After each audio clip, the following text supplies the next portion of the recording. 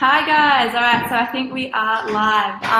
It's Kat Haig here, founder of Growth Sprout and the creator of Entrepreneurs Unleashed, and I'm here with Katie Kirsopp.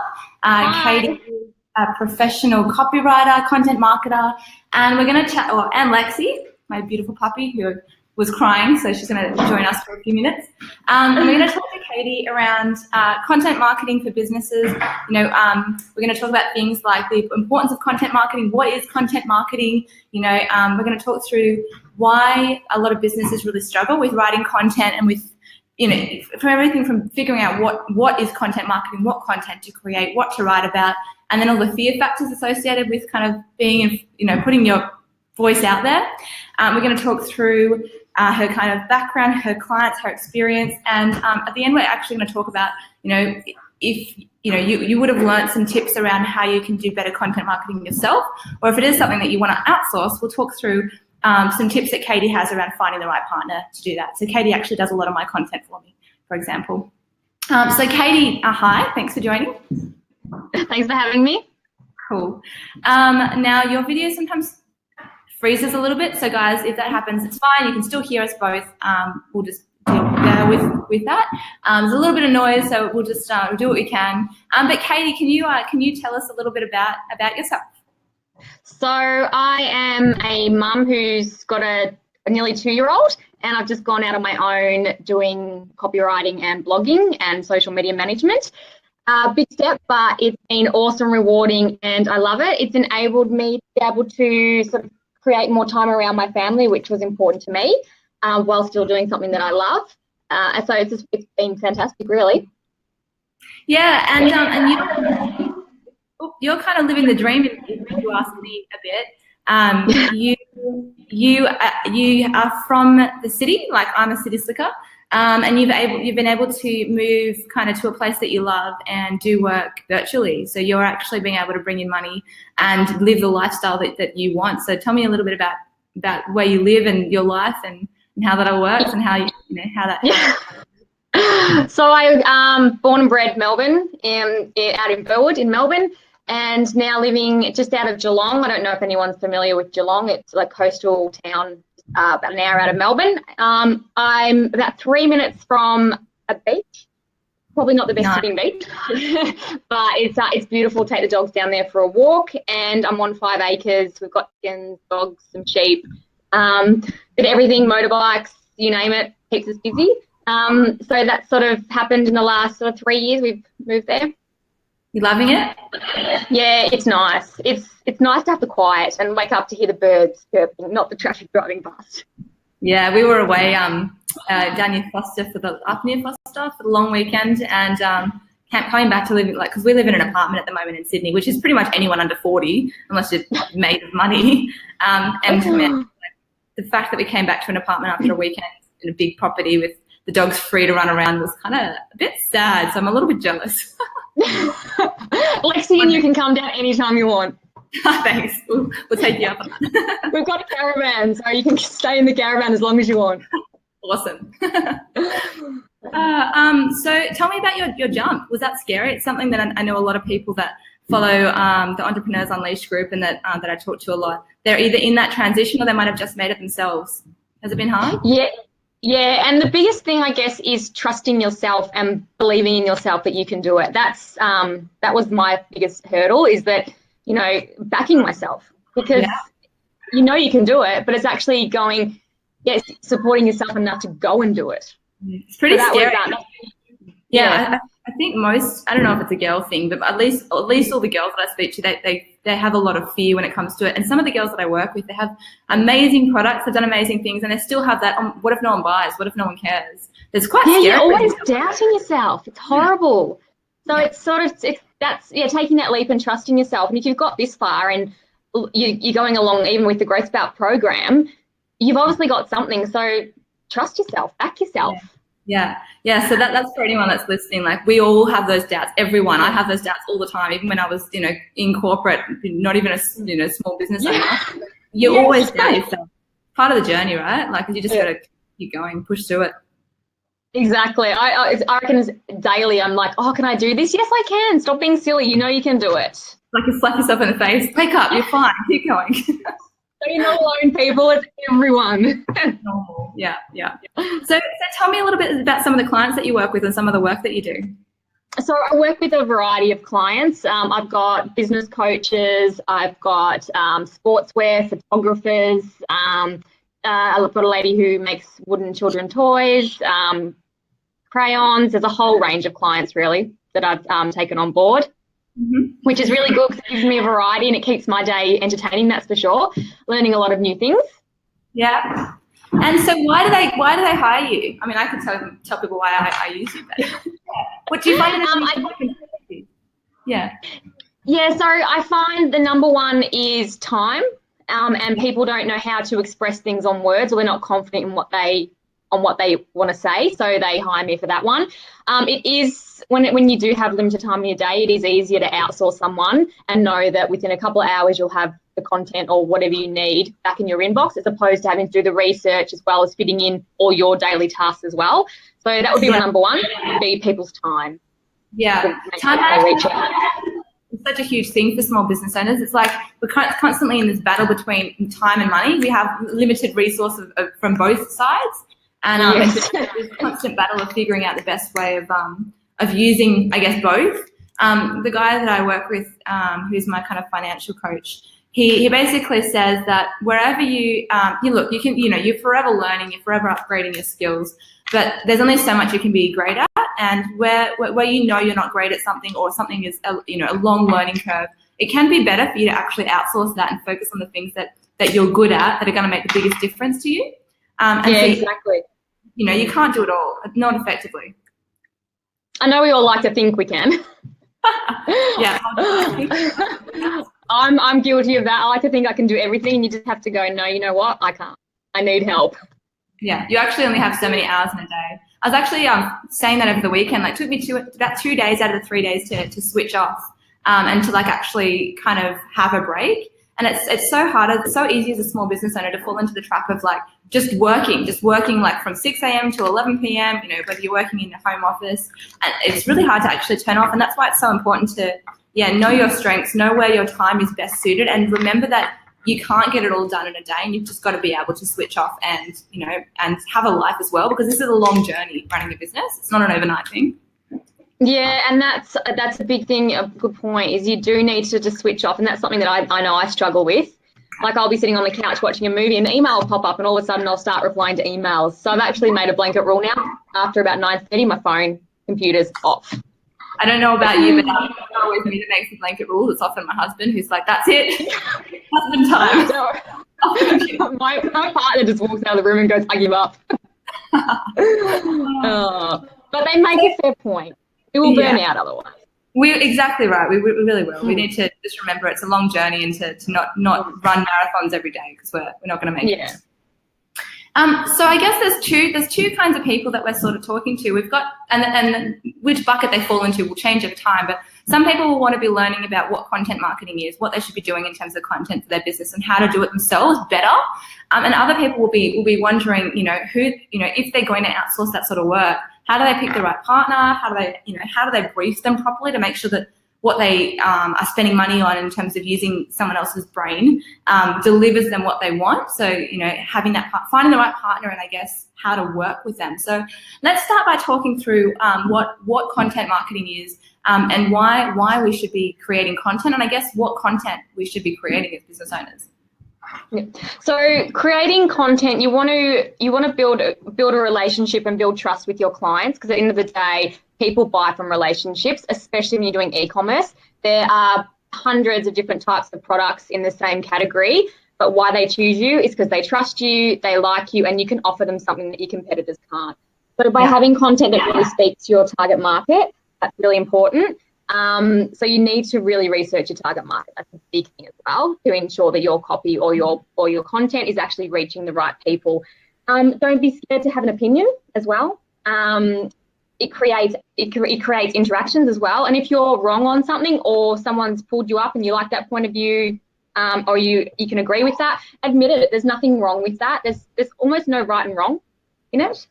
Yep. So the main thing is just building that trust and Yeah. having that interaction on social media as well, and being present, because with it's so busy and there's so much going on, you want to continually be there, continually be at the top of the feeds, and you do that by having engaging content and being able to engage with your customers and clients. Yeah, it's so true, isn't it? Like, it can be quite scary to put your voice out there and have an opinion, but it is true. Like, you're not going to agree with everyone in the world, and it can be quite scary to write anything, even if you're literally, you've just read something that's, important news for your industry, and you want to, articulate that to your followers. You don't need to be afraid of whether you've interpreted the way that everyone else will. As long as you've linked to the original article, as long as you've got backing for what you're saying, it's part of the journey to have an opinion. And yeah, you're building conversation and credibility by having one. Even if people disagree, you can have that discussion with them, and it's fine to be wrong sometimes. But yeah, there's so much noise out there that it's important to be seen and be consistent. So what kind of content do you spend your time on for clients? So I know you do blog content, I know you do website content, social media. What kind of, yeah? Do all the social media, a lot of trying to engage. I've just taken up a client who needs to build their profile on Facebook, their business page. So it's going to be a lot of fact finding, fun facts, just information in regards to their business, how they can help, really creating a buzz around that Facebook page, and for them to be the go-to in their industry. So if someone has a question or they want to know, they pop onto this Facebook page and they will know, they'll find their answer. If not, they can ask and they can get it back. Just being consistent as well and being present all the time. Awesome. And that's so true. Like, all the different platforms that we can be on as a business owner, there's a number of benefits and reasons that we're on there. So one is definitely people will go and Google you or Facebook you if they know that you exist already. And they'll go and research you. They'll look at reviews. They'll look at your content because they're trying to build trust and understand whether you have credibility and they want to use you and work with you. They'll also potentially follow you, so you have a way of, I guess, maintaining a relationship without paying for it. And also it can help people find you for the first time as well. So there's a number of reasons that we want to be in there. Now, I posted an update yesterday. There's a number of Facebook changes that might be worth mentioning here while we're talking about it that were announced this month. And so basically what they're saying is that with Facebook pages for businesses, we're likely going to see a little bit of a drop in organic reach. And so working with people like Katie, or working with, being smart about what you're doing with that content is going to become more and more important, to find ways to create engaging content, live videos, anything that evokes conversation is what's going to, be more likely to appear in news feeds, as well as making sure that you are trusted. If you're not trusted, if people don't say to Facebook, I trust this brand, you're not going to be seen by your own audience. So it's really important to have that voice, to build credibility, and to build conversations in your brand. Yeah. And this stuff takes time as well. Like, I can be on Facebook for 5-6 hours a day, just constantly commenting on posts, or linking or liking or whatever it might be. So it's not something that happens overnight. It does take time. So if it is something that you want to do, it might be worth outsourcing so that you can concentrate on your core product as well. Because if you're trying to do something but you're constantly on Facebook, sometimes it can just not work. Take away from the other things that you should be doing. Yeah. Which is what I outsource a lot of that, because it's important for me, but I'm still building my product actually. So for me, the most important thing is the customers that I have, to make sure that they're absolutely loving their experience, that I'm learning from what they're doing because it's so new, and then I'm building my product. So that the whole marketing it and growing it as a business and driving in new customers is almost secondary for me while I'm so new, and should be for everyone. The most important thing is to make sure that you've got a product that people want to buy and people are loving that and having a great experience, and you're getting social proof, testimonials, word of mouth, and then the work will come. But it's a long-term thing, and you need to make sure that you've got a priority, you've got a plan, you've got areas in your business to focus on. And then if you're running out of time every day, you need to think about where to focus your own time and where might make sense to get help. Yeah, and don't be disheartened if it doesn't happen overnight with Facebook followers and likes, because it does take time. That's right. So what about we talk about content for websites? So how do you how do you pick topics? How do you get briefed for content for blogs and website pages? And is there anything that you can tell people that will help them you know, in their own building of their own strategy, or even briefing someone about what you've seen to have worked or hasn't worked? Yep. So I get briefed in a range of ways. Probably the most effective way is when a client will send through a topic they want and any key points, and they just say, I need for example, a blog written on infant development. I need you to mention X, Y, and Z, and I need it in this type of tone. It needs to relate to single mothers who are struggling at the moment. And so I research that topic, and I research blogs or other articles that have been written around that topic, and then I go ahead and write. What doesn't really work for people from a couple of different views is when you copy and paste from other websites and then send the information through, because there's a whole range of issues with that. So if you can avoid doing that when you're trying to brief someone, we highly recommend that one. Yeah, 100%. So copy and pasting content. I guess especially if you don't know who you're working with, who's recreating that, if they actually keep some of that copy-pasted content as it is, it can impact your SEO, because Google will pick up that it's duplicate content. So it is, I agree, better to brief someone with bullet points, because if they're a copywriter, if they're good at what they do, they'll be able to, you know, articulate that into a full story for you from those points and from those other articles, rather than and it's original then. Yes, and that's what we were talking about before, the importance of having original, you know, content that shows your expertise and adds to the conversation. Yeah, because what I've seen too with some copywriters, and if you are looking at engaging one, is just be careful if they do copy and paste, or you send them copy and pasted information, is the way they're talking about it. It might go from talking about in the now to using the third party, from using a general they to a he or a she, and it can get quite confusing and look messy. So just keep that in mind as well if you are doing your own copy. Make sure you keep in the same tone. Yeah, and we know that people have poor attention spans, but we also know that it's good for Google to have a lot of juice and meat kind of in your articles. So the way that I've structured content is kind of having it in, I guess, report format rather than kind of essay style, and breaking into headings and subheadings and bullet points and bolding bits so that people can skim read if they want to, while I still have decent, you know, length in there for SEO, and to make sure that I've kind of covered the topic. Is that kind of the approach that you would take as well?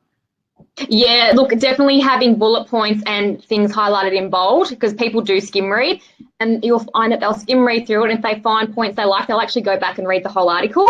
If they sort of just brief it and they don't really find anything that intrigues them, they will just continue on. You only get a very short time to capture someone's imagination and their attention. Absolutely. You actually mentioned something really good before, which we kind of skimmed over, but you mentioned when we're talking about briefing, the importance of knowing your customer and who you're talking to. Can you talk a little bit more about what that means and why that's important, and maybe even how they would do that? Yeah, so you really need to make sure you know your audience and who you're talking to, because the tone that you'll use in a piece will vary on who you're trying to attract. If I'm writing for a mechanic, for example, I'm going to be using a completely different language and skill set than what you're going to be if I'm talking to, say, someone, a mother who needs their photos done for their newborn. So you really need to know your target market, so that when a copywriter or yourself is writing to a client or to an audience, they're engaging them. They're using the right language. If they need to use phrases that relate to that industry, you need to make sure it relates. And do you have any tips on if people haven't built out that understanding yet, or kind of think they might know who their customers are but haven't really put anything on paper in detail? Like, how would you walk through that process? I used Growth Sprout when I was doing mine. Right. So I would recommend that, because that actually made me sit back and go, okay, who is my target market? What am I trying to do with my own business? But yeah, so go through. There is a good sheet in Growth Sprout. Use that. You've got that facility. It's amazing, and it targets what you need to know. Yeah, and so that was through a persona template. So you walk through either a persona or an avatar, and understanding, I guess, building emotive or empathy kind of with them. So an emotional connection and empathy. So things like, what are their pain points during the day? What are the things they struggle with? Why do they care that you exist? How can you help them in their life? And then what problem can you solve? That's the main one. Especially with selling, the copy for selling, it's what can you solve? What is that problem that you're going to fix for them, and how are you going to do it?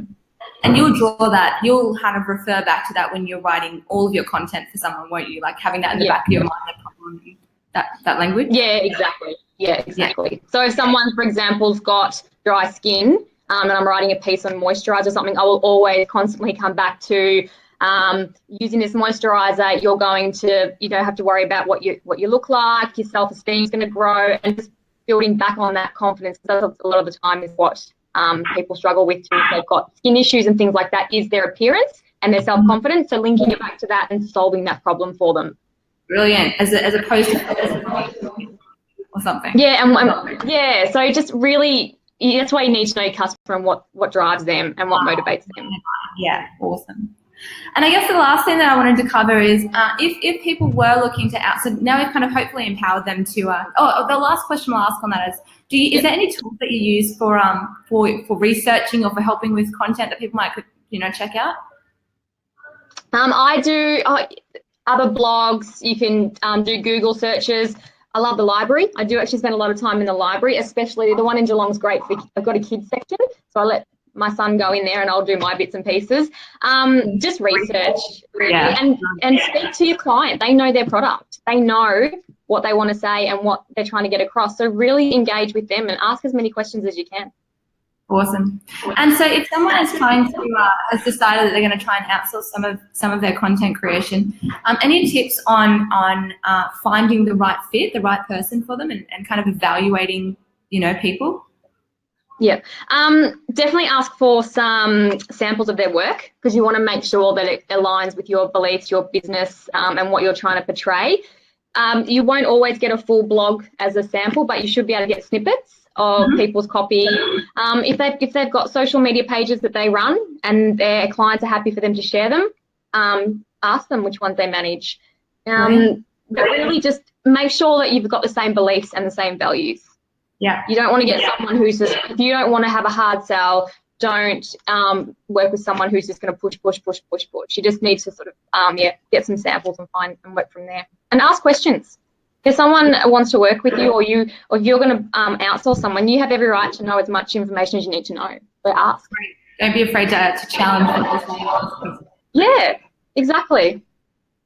Awesome. But have an idea too of what you want. You need to have of the topic and the word count. So have a bit of an idea, because you need to give some direction to someone. You can't just expect them to write from nothing. Or know what you're thinking without you saying. Yeah, exactly. So the more information you give to them, the better, but also ask questions and get samples. And look, most people have testimonials as well, so you can always ask for those. Brilliant. So Katie, if people are looking to outsource and they want to chat to you, or they have any questions about content marketing, blogs, etc., how can they reach you? Yeah, definitely. I'm part of the group, so if you want to ask it on the page, that everyone, if you have any questions, I'm happy to answer any questions on the page. You're more than welcome to private message me, or you can always email me as well. I'll pop my email up on the Facebook page after this. But yeah, any questions, guys, just feel free to ask. No questions silly. And look, if you've got a question, I guarantee you someone else will have the same question. It's always like that. Definitely. So ask away. And if I can't answer it or I'm busy, I'm sure Kat will jump on and answer it as well. Yeah, we'll both be there. Yeah. Well, that's it, Katie. So, thank you so much for joining us today. And Katie and I will keep an eye on the page and write back to any questions you guys have about anything to do with content marketing. If you wanted us to cover any topics that we didn't, because really we could talk about content marketing for days. Please let us know. We can always have a round two of this kind of live chat. I think these live chats work quite well and are quite engaging. So let us know if there's anything you'd like to cover, and we'll do a take two. Thanks, guys. Enjoy the rest. Ask away, guys, and have a good day. Have a great day. All right. Thanks, Katie. Thanks so much. I'll see you guys soon. Thanks. See ya. Bye, guys. Bye.